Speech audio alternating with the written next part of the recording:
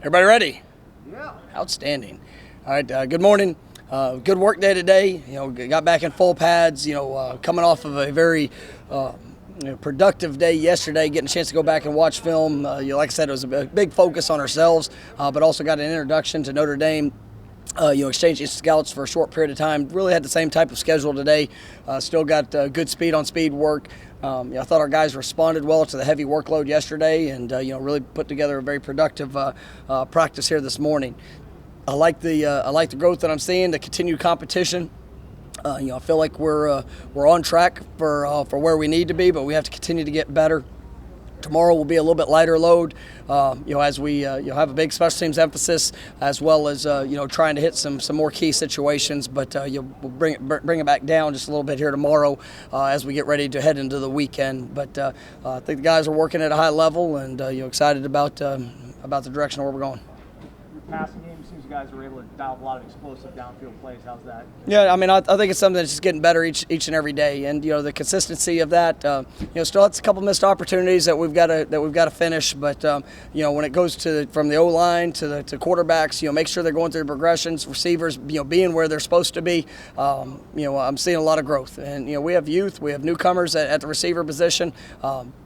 But I think those guys are truly making the investment, and it's got to be a big part of what we're doing if we want to achieve the success that we need to have here offensively.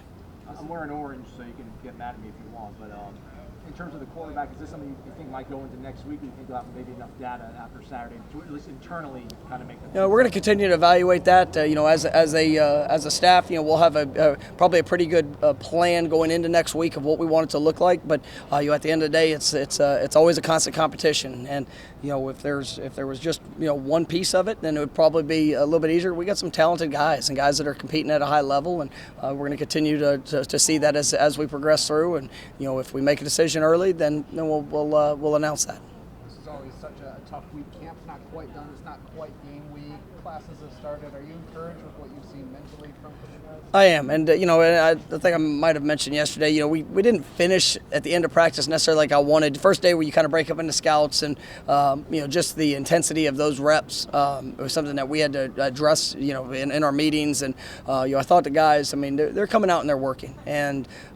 When I got the practice data from last night, just the speeds, the output, the way that they're working, it's showing up. And with what we see with our eyes, it's showing up. Kind of validated by the data that we have. And so I'm excited about the way the guys are investing, but we have to. At the end of the day, we got a top 10 opponent coming in here on September 5th, and I just want us to be the best version of us.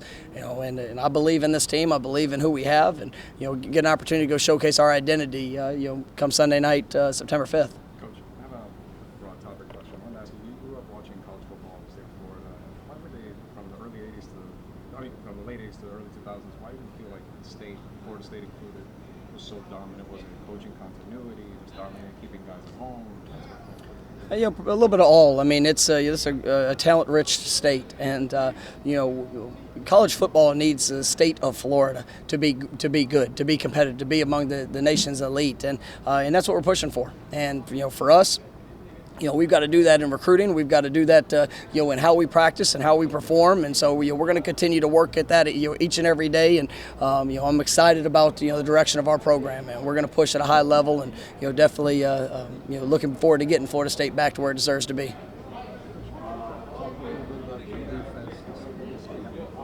Defense, there are a lot of competition over there. I know I mentioned multiple times. I think the defensive front, that top group is really playing at a high level, and it's just to continue to focus on the details. The technique, the fundamentals, and communication there is huge. And then for us, the added competition there at linebacker. A guy that I've really been pleased with, Cortez Andrews, Kalen DeLoach. Those guys have elevated their game. DJ Lundy is pushing for a lot of time in what we're doing, and we've actually looked at a couple other moves. Jadarius Green McKnight is kind of moved down into the box a little bit. A guy that's one of the more explosive players that we have, that's earning his spot. And so we're evaluating all those things, and I'm excited about what that core enforcing unit is showing, and then obviously that helps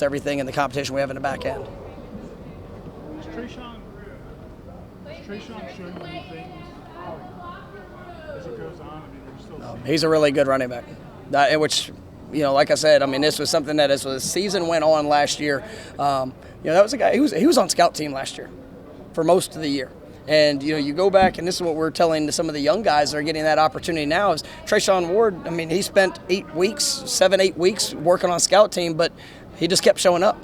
And when you sit there and you turn on film and a guy that's so tough to tackle and obviously the ability that he has, well, I mean, you saw in the last game, he got his opportunity and he capitalized on it and has really emerged as a guy that is a go-to guy for us. I think with the combination with him, Jay Sean, DJ Williams and the growth that he's having, coupled with having LT and guys like that are extremely explosive. I mean, it's gonna be fun to see how that group plays. I'm excited about their growth, and that whole group has a chip on the shoulder, and they want to go out there and they want to play at a high level, and I believe in them, and they're talented guys.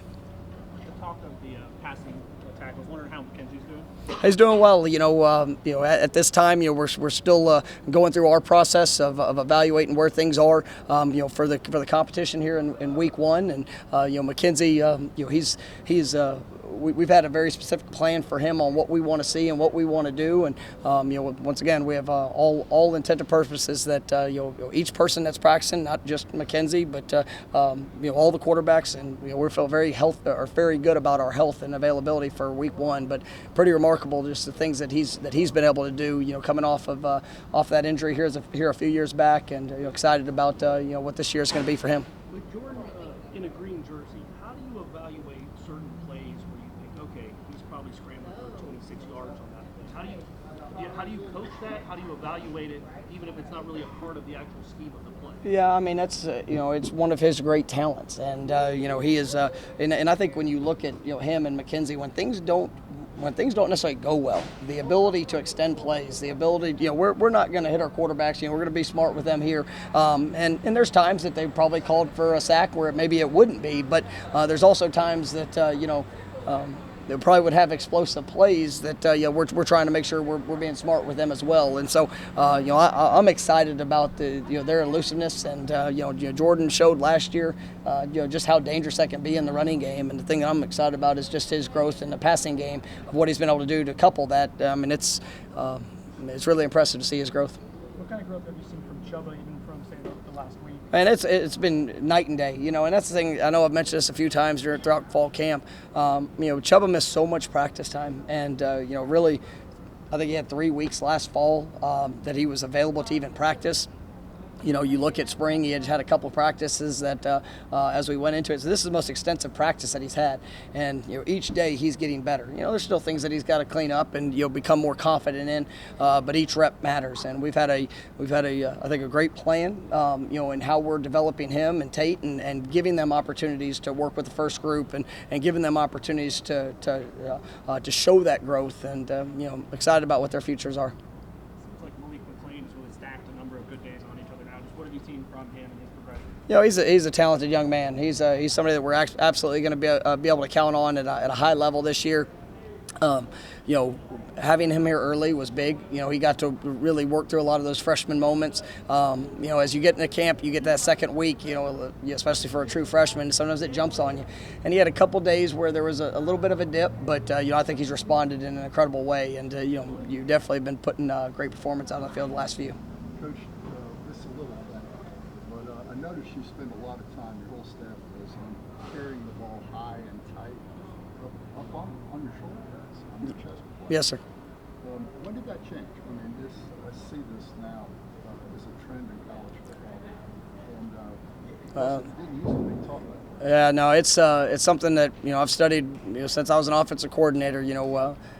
Early in my coaching career, the one thing I realized, if you have the ball, you have a lot better chance to win. And so we talk about owning the football. It's offense, defense, special teams, and it's the way that we've studied to be able to find the most efficient and effective way to run at top speeds and still be able to keep that ball as secure as possible. And that's going to be key to the season. You sit back and you look over the last 5 years at Florida State games. Go look at the games where we won the turnover margin, and go look at the games where we didn't. and it is very reflective in the record, and that's something that we have to buy into, and it's got to be from our running backs, quarterbacks, receivers, everybody that touches the ball, as well as defensively going to get the ball. So it's a big point of emphasis for us. All right, last one, the GPS tracking. How far have you guys come from your Say light years, but I mean it's we've come a long way, and our guys just and once again this also that part of that is just being able to train for a summer, and that's last year it was. I mean, there were some legitimate concerns of coming out, and we get to practice in heat. We've got when you only have a handful of weeks in the summer to truly prepare with your guys. There were some concerns on how hard almost to push, just for the health and safety for our players. But going through a full summer, Coach Storms and his staff did a remarkable job. Been really pleased. This is probably the fewest number of soft tissue things that we've seen. We've had a couple, just like anybody, but the workload that we're putting in, the speeds that are showing up, and the way that these guys are responding. I mean, it's been impressive. So, we got to continue that as we build up for kickoff. But like I said, I think we're on the right track. All right, guys, thank you.